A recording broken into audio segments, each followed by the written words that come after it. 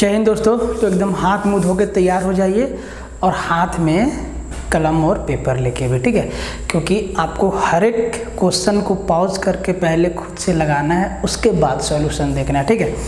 वैसे एक बात आप लोग सुन लीजिए कि जितना भी कैंडिडेट जो है मैथ्स का टेस्ट दे रहे हैं, जिन्होंने भी मैथ्स का टेस्ट लिया है भाई, उनका परफॉर्मेंस मतलब गजब का है। मैथ का 20 सवाल में बहुत लोगों का जो मार्क्स है, मतलब मैक्सिमम लोगों का मार्क्स है, किन्हीं का 10 है, किन्हीं का 5 है, किन्हीं का 8 है, किन्हीं का 15 है।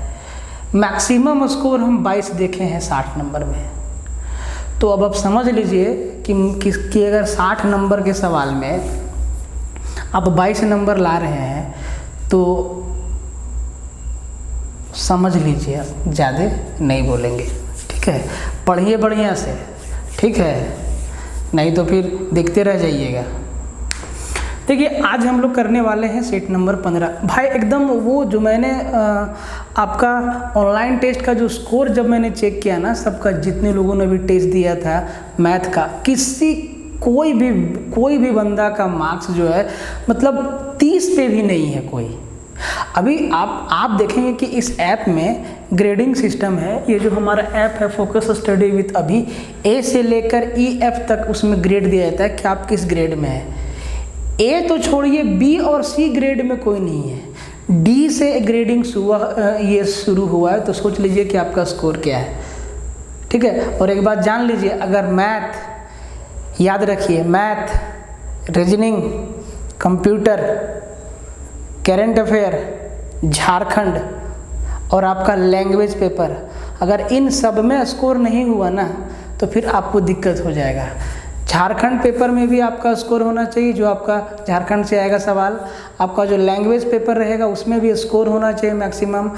आपका रीजनिंग में भी स्कोर होना चाहिए मैक्सिमम। मैथ्स में भी स्कोर होना चाहिए मैक्सिमम। झारखंड का करेंट अफेयर को ज़्यादा से ज़्यादा कवर करिए। इंटरनेशनल जो भी इशूज़ है, नेशनल इशूज़ है, इनको कवर करिए, नहीं तो दिक्कत हो जाएगा, क्योंकि स्कोर सही बिल्कुल नहीं है, ठीक है। एग्ज़ाम लायक तो है ही नहीं स्कोर, अभी से मतलब तय हो गया रिजल्ट, ठीक है। तो आज हम लोग देखने वाले हैं सेट नंबर 15। और 15 सेट को स्टार्ट करने से पहले एकदम यार मतलब स्कोर देख के मूड ऑफ हो गया। बार बार दिमाग में वही बात आ रहा है कि क्या आप लोग मैथ का टेस्ट देते हैं कि 20 क्वेश्चन में 10 क्वेश्चन भी नहीं बनता है, ऊपर से गलती भी हो जाता है। तो अब कैसे उम्मीद लगा लेंगे कि एग्ज़ाम में आप 20 में से 20 कर दीजिएगा, हो जाएगा? कुछ नहीं होगा।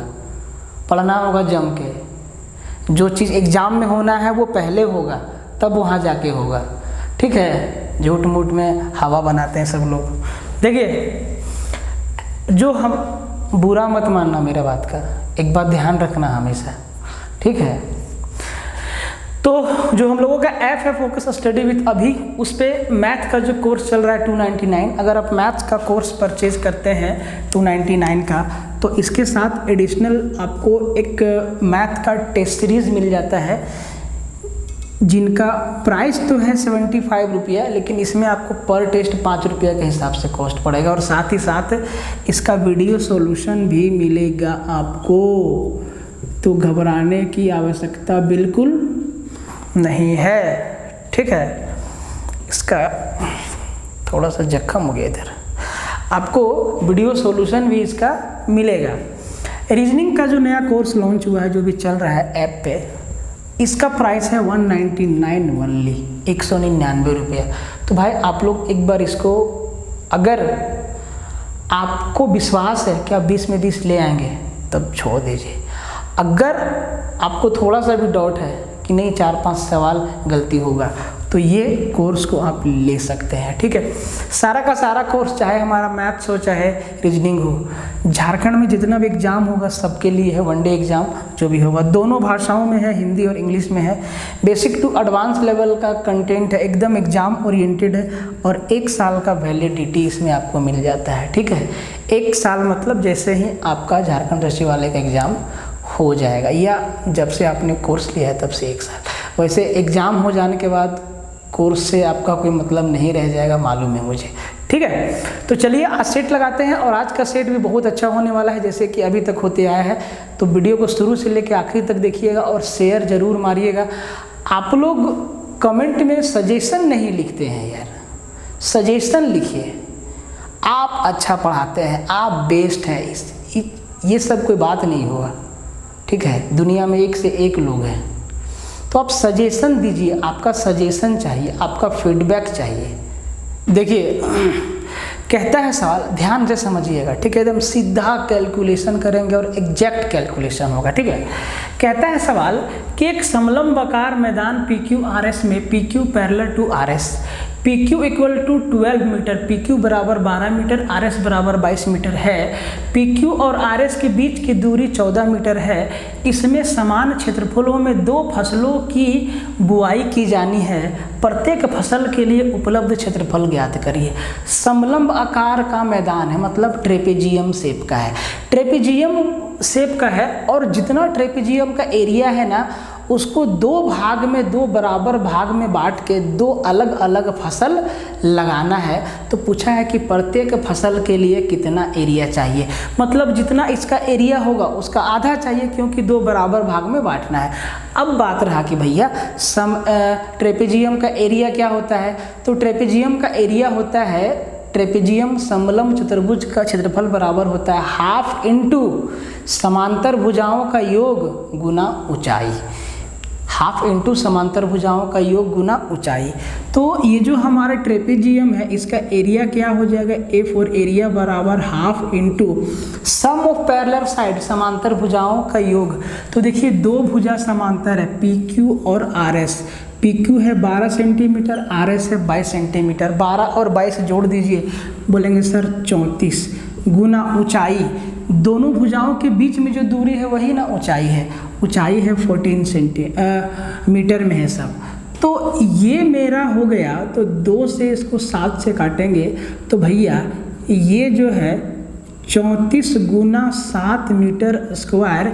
ये जो PQRS हमारा ट्रेपेजियम शेप का फील्ड है उसका टोटल एरिया हुआ ना। अब इस एरिया को 2 पार्ट में बांटना है, 2 बराबर भाग में बांटना है, क्योंकि 2 अलग अलग फसल इस पे लगाना है। तो 2 बराबर भाग में बांटना मतलब क्या, 2 से भागा दे दीजिए।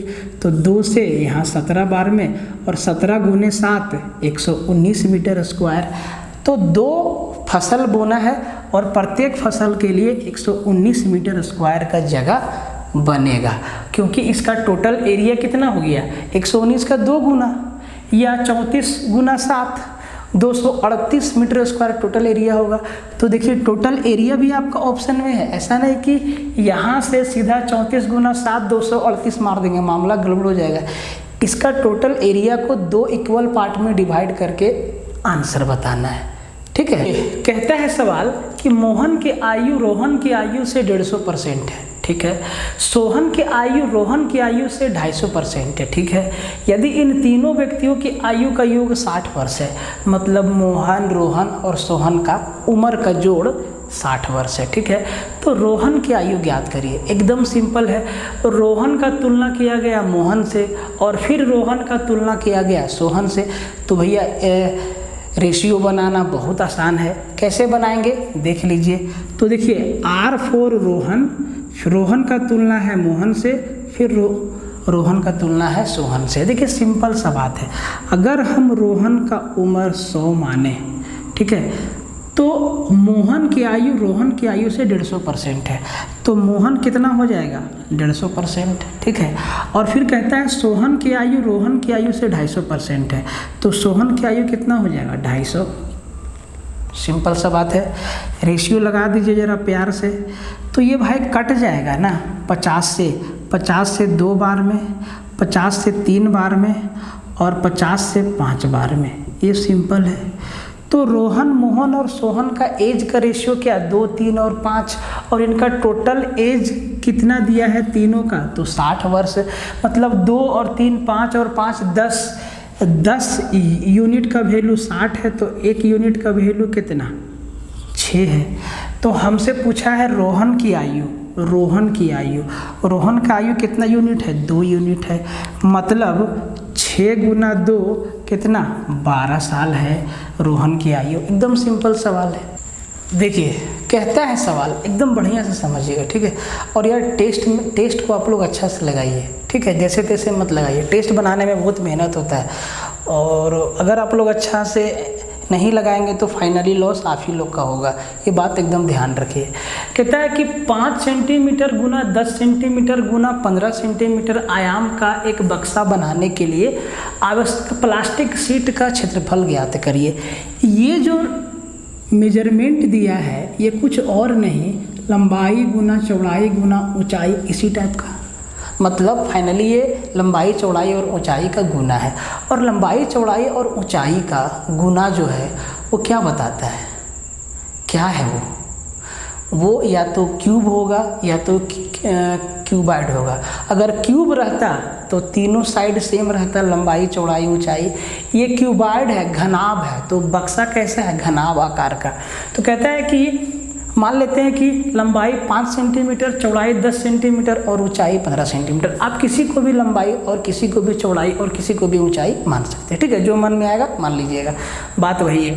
तो इस शेप का एक बक्सा बनाना है, तो बक्सा बनाने के लिए जो प्लास्टिक शीट लगेगा ना उसका एरिया कितना होगा, मतलब घनाभ का एरिया आपसे पूछा है। तो घनाभ का एरिया का क्षेत्रफल क्या होता है, 2 गुना लंबाई गुना चौड़ाई गुना ऊंचाई, मतलब प्लस होता है, और प्लस ऊंचाई गुना लंबाई, मतलब एरिया क्या होता है क्यूबाइड का 2 into LB plus LH plus BH, यही ना होता है भाई।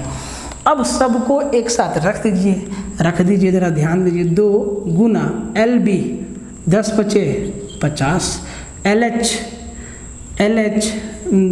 15 × 5 = 75, BH 150, यही ना होगा भाई। और इधर सेंटीमीटर स्क्वायर लगा दीजिए, सेंटीमीटर स्क्वायर मल्टीप्लाई होगा, ठीक है।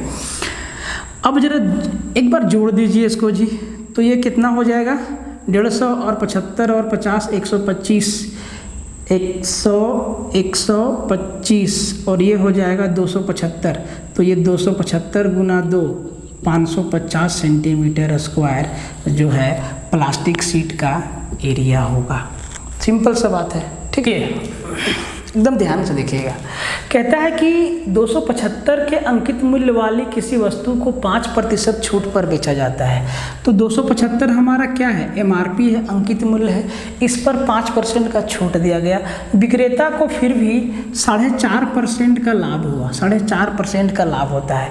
उसने इसके लिए कितना भुगतान किया, मतलब पूछा है कि वस्तु का क्या पूछा है भाई, उसने इसके लिए कितना भुगतान किया, किसने, कस्टमर की विक्रेता, 1 मिनट, कस्टमर की विक्रेता भाई, कौन सा सीट से सवाल है मेरा,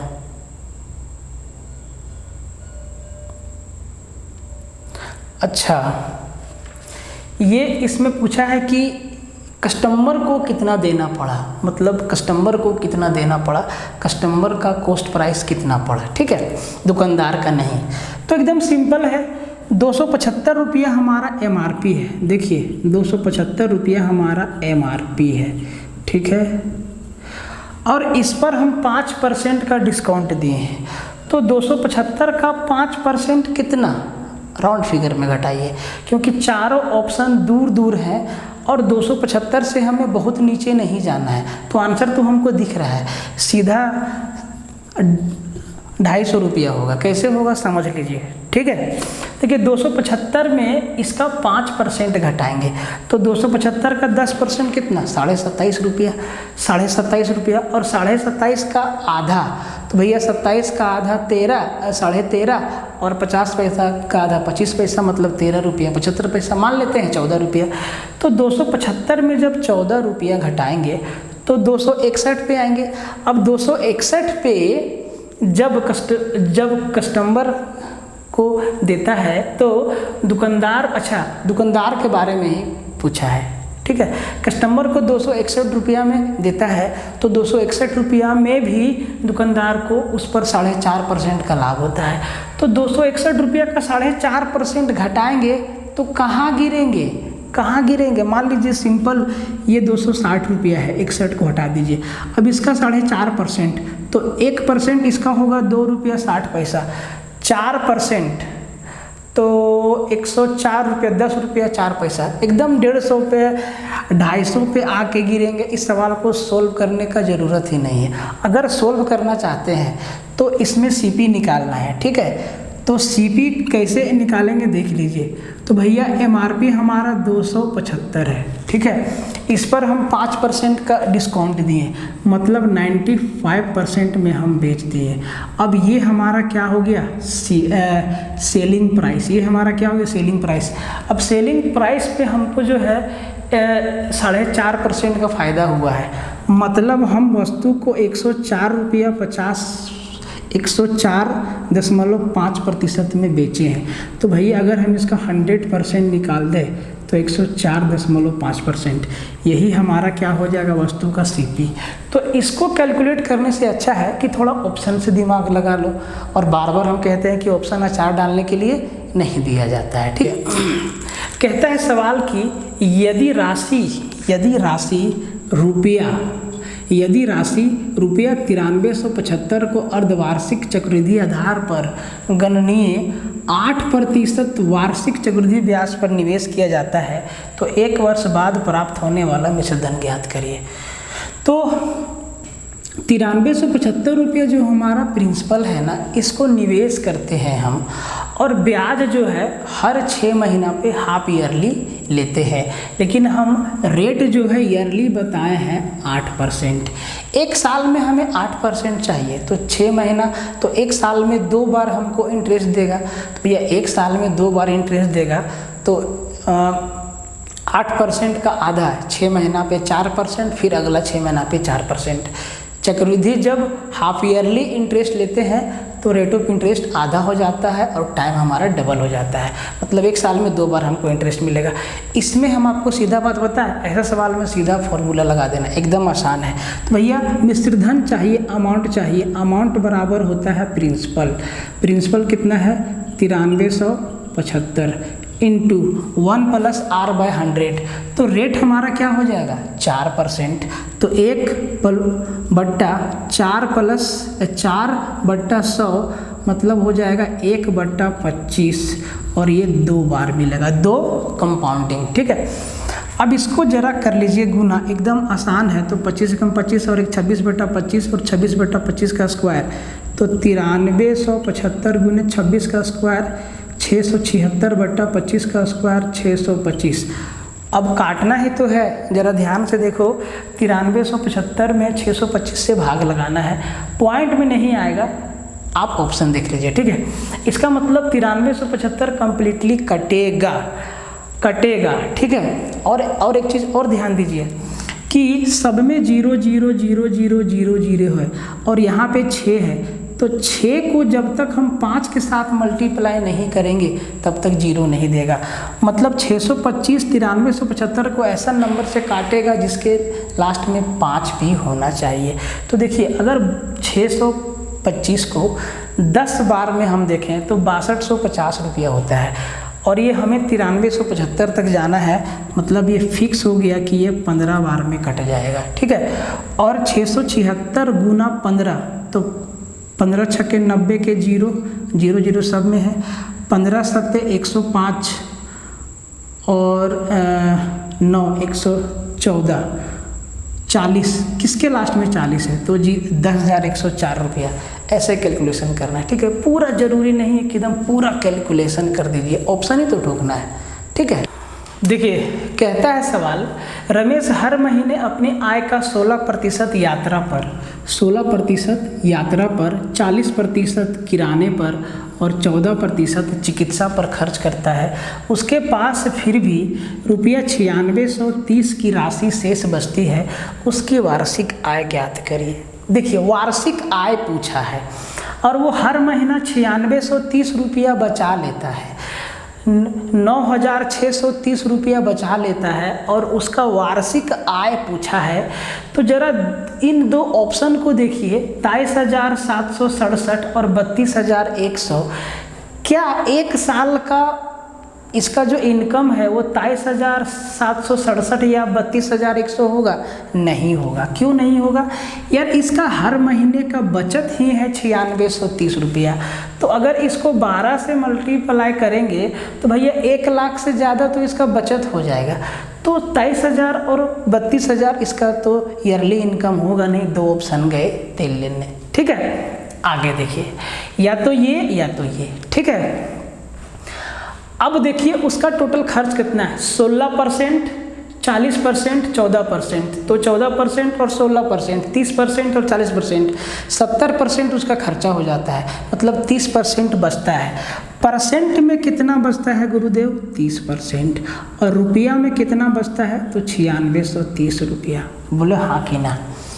तो भाई अगर हम इसको कटम कुटाई करके 1% या 10% का वैल्यू निकाल ले, चलो 10% का वैल्यू निकाल लेते हैं, तो इसको 3 से काटते हैं तो यहाँ आ जाएगा 10%, और यहाँ 3 तिया 9, 3 दूना 6, 3 कम 3, तो ये 10% का वैल्यू हो गया 3210 रुपया। 3210 रुपया। तो 100% तो कहेंगे सर 10 से गुना कर दीजिए दोनों तरफ, तो यहाँ पे 1 जीरो और लग जाएगा। मतलब हर महीना जो उसका इनकम है वो 32,100 रुपया है महीने का इनकम। पूछा है साल का इनकम, तो भैया 1 महीना का 32,100 कमाते हैं तो साल में आप गुना 12 से मल्टीप्लाई कर दीजिए, क्योंकि साल में 12 महीना होता है। अब इसको देखिए 2 जीरो तो रहेगा, 2 जीरो 2 जीरो। अब 12 एकम 12 के 2 यहाँ भी 2 यहाँ भी, 12 दूना 24 और 1 25, 5 यहाँ भी 5 यहाँ भी। देखिए कितना क्लोज ऑप्शन दिया दोनों में। ठीक है, हाथ में 2, 12 तियाई 36 और 2 38, 3,85,200 रुपया उसका मंथली का इनकम है। ठीक है, ये इस सवाल को देखिए, क्वाड्रेटिक इक्वेशन से सवाल है, थका सा लग रहा है। देखिए कहता है कि वह द्विघात समीकरण ज्ञात कीजिए जिसके मूल द्विघात समीकरण 2x² + 4x - 1 = 0 के मूलों के योग और मूलों के गुणनफल के बराबर हो। तो वह मूलों का योग क्या होता है और मूलों का गुणनफल क्या होता है, इसका फॉर्मूला आपको आना चाहिए। ठीक है, और स्टैंडर्ड क्वाड्रेटिक इक्वेशन क्या होता है, ax² + bx + c = 0, ये भी आपको आना चाहिए। क्वाड्रेटिक इक्वेशन बनता कैसे है, तो इसका फॉर्मूला होता है x² - α + β × x + α × β = 0। अब यहाँ पे हमें अल्फ़ा और बीटा का वैल्यू अगर निकाल लें हम, इस जो हमारा क्वाड्रेटिक इक्वेशन दिया हुआ है 2x² + 4x - 1 = 0, तो अगर हम अल्फ़ा का वैल्यू निकाल लें तो अल्फ़ा बराबर हम लिखेंगे b/a। देखिए इसमें 3 टर्म होता है, a, b और c। a हमारा 2 है, b हमारा 4 है और c हमारा 1 है। साइन के साथ हमेशा बोलिएगा। ठीक है, तो अल्फ़ा बराबर हो जाएगा -b/a, मतलब -4/2, मतलब -2, और बीटा बराबर हो जाएगा c/a, मतलब -1/2। ठीक है, अब देखिए क्वाड्रेटिक इक्वेशन बनाने का फॉर्मूला अभी हम आपको क्या बताएं कि ये होता है x² - α + β × x + α × β बराबर 0। अब अल्फ़ा बीटा का वैल्यू जैसे ही रखेंगे, चारों ऑप्शन में से कोई एक क्वाड्रेटिक इक्वेशन बन के निकल जाएगा और वही आपका उत्तर होगा। तो देखिए x² माइनस, तो अंदर में -2 और -½ तो होगा -5/2 और आधा कितना, 2.5 मतलब 5/2, और 5/2 मतलब माइनस प्लस 5/2x। ठीक है, एक बार में लिखना सीखिए, प्लस अल्फ़ा × बीटा, तो अल्फ़ा × बीटा मतलब -2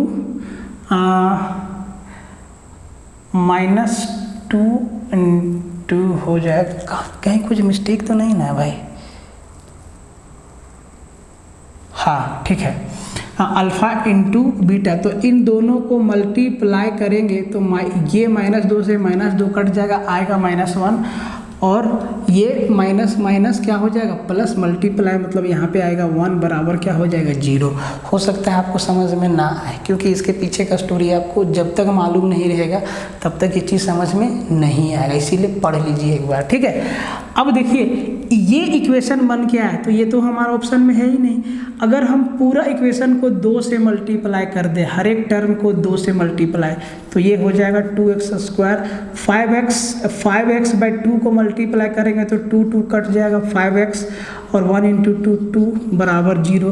देखिए डी नंबर इक्वेशन जो है इस इक्वेशन के मूलों का योग और मूलों के गुणनफल के बराबर है। इस सवाल को देखिए, कहता है कि यदि 27 और n का LCM 54 है तथा HCF 9 है, दो नंबर है 27 है और एक n है, इनका LCM 54 है तथा HCF 9 है, तो n का मान बताइए।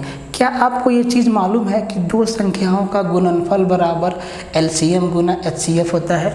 दो संख्याओं का गुणनफल बराबर LCM इंटू HCF होता है। तो दो संख्या क्या है, एक है 27 और दूसरा संख्या n, इन दो संख्या का गुणनफल बराबर LCM गुना HCF 54 गुना 9, यही दिया है ना। तो भैया 9 से काटेंगे 9, ये इसको सीधा काट दीजिए ना भाई, 27 दूना 54 और 9 दूना 18, n का वैल्यू कितना आ गया 18 आ गया। ठीक है, एकदम छोटा सा सवाल है, आप वीडियो पॉज करके पहले बनाइएगा, ठीक है।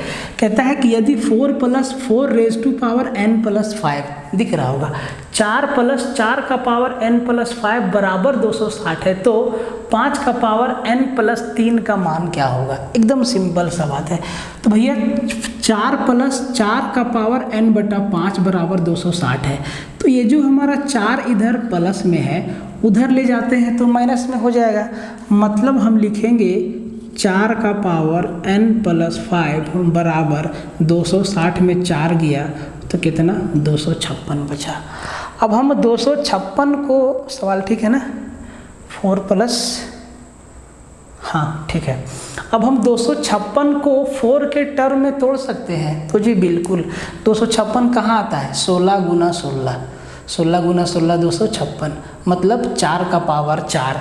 तो हम सीधा 256 को 4 का पावर 4 नहीं लिख सकते हैं, लगा दीजिए घातांक और करने का नियम, बेस बराबर तो पावर भी आपस में बराबर, मतलब n + 5 बराबर 4, तो n बराबर 4 - 5 बराबर -1। n का वैल्यू कितना आया -1।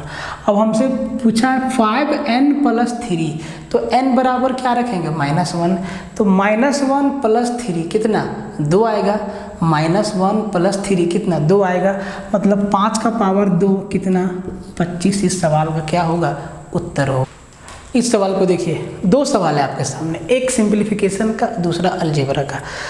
सिंप्लीफिकेशन वाले देखिए, कहता है कि यदि 5 × 7 minus bracket under 23 minus bracket under 35 minus bracket under 20 minus x bracket close equal to 42, इस पूरा इक्वेशन का वैल्यू 42 है, तो x का मान बता दीजिए, x का मान कितना होगा। जरा इस सवाल का आंसर कमेंट करिए आप लोग कि आंसर क्या होगा इसका आंसर आप लोग कमेंट करिए, ठीक है। सिंप्लीफिकेशन का सवाल है, आंसर कमेंट करिए, ठीक है। ये सवाल देखिए, कहता है कि यदि x - 1/x बराबर 8 है तो x³ - 1/x³ का वैल्यू कितना होगा। 425, 536, 489, 541। बड़ा ही ये सिंपल सवाल है और अलजेब्रिक फॉर्मूला पे है, तो अगर आप इसको डिटेल में बनाना चाहें तो x - 1/x = 8 है, दोनों तरफ होल क्यू कर दीजिए, x - 1/x³ का वैल्यू आपको मिल जाएगा। लेकिन अगर आपको स्पेशल वाला फॉर्मूला मालूम है कि अगर x - 1/x = मान लेते हैं c दिया हुआ है, तो x³ - 1/x³ का वैल्यू क्या होगा, तो उसका वैल्यू होगा c³ + 3 × c। ये चीज़ अगर मालूम है कि अगर x - 1/x का वैल्यू c है और x³ माइनस 1/x³ का वैल्यू हमें पूछा है, तो इसका वैल्यू ये वाला होता है, ठीक है। इसका वैल्यू ये होता है x³ minus 1/x³, c³ plus 3c। तो यहाँ पे c का वैल्यू क्या है 8, तो 8 का क्यूब 512 प्लस 8 दिया 24। इतना ही काम आपको एग्जाम में करना है। 12 और 24 36, 536 इसका क्या हो जाएगा, सीधा सीधा उत्तर हो जाएगा। और इसका आंसर आप कमेंट में ज़रूर दीजिए, ठीक है। और आप लोग आज यहीं पे रखते हैं, बहुत थका थका लग रहा है, नींद आ रही है बहुत ज़्यादा, ठीक है, दिमाग काम नहीं कर रहा है। और आप लोग एक बात समझिए कि आप लोग टेस्ट को बढ़िया से अटेम्प्ट क्यों नहीं करते हैं। जब से हम आप लोग का टेस्ट में स्कोर देखें, दिमाग से वो बात निकल नहीं पा रहा है कि आप लोग एग्ज़ाम में 20 क्वेश्चन कैसे अटेम्प्ट करेंगे, ठीक है। तो टेस्ट को बढ़िया से लगाइए, उसको हल्के में मत लीजिए, ठीक है। मिलते हैं फिर अगले वीडियो में, तब तक के लिए जय हिंद।